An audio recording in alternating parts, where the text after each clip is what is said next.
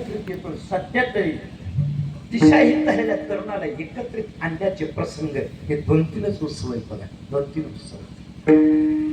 काही उत्सव तारखेप्रमाणे होतात तर काही तिथीप्रमाणे होतात. हे नाही राजांचे उत्सव तारखेप्रमाणे काही लोक करतात आणि काही तिथीप्रमाणे करतात. ठीक आहे नाही. हम न तिथी जानते हैं, हम न तिथी जानते हैं, हम न मिठी जानते हैं, हम तो सिर्फ छत्रपति जानते हैं, हम तो सिर्फ छत्रपति जानते हैं. 18 पगड जातीला एकवटलं ज्यांनी तो मृत्यू लोकातला पहिला आणि शेवटचा राजा. त्यांच्या उत्सवाला तरुणांची उपस्थिती जास्त असायची. तरुणांची उपस्थिती जास्त असायची असं वाटलं होतं. परंतु तरुण तो तुटत दिसला. असं जय विठ्ठल होईपर्यंत रात्रीच्या कार्यक्रमात अण्णा महाराज 2000पेक्षा जास्त तरुण पोरं.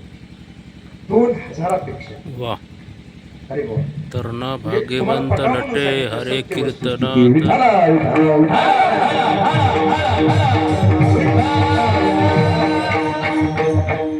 आपल्याला कसं वापसायचं पेरायची सवय लागली त्याला काय करावं.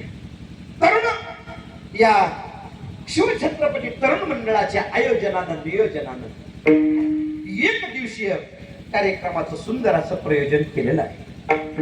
राजांच्या जयंतीनिमित्त डीजे लावून नाचण्यापेक्षा बाकीच्या 12 भानगडी करण्यापेक्षा राजांचं ज्याच्यावर प्रेम होतं तेच करावं असं तुम्हाला वाटलं. नाचो कीर्तनाचे रंगे ज्ञानदीप लावू जगे. आम्ही कीर्तनात बसतो याच्यात काय नवल आहे.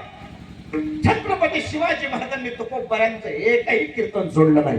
एकही कीर्तन सोडलं नाही. फक्त कीर्तन ऐकलं नाही तर राजांचं जीवनच असं होतं. तुकोबऱ्यांचा एक एक शब्द त्यांच्या जीवनात आचरणात होता. म्हणून तर छत्रपती झाले.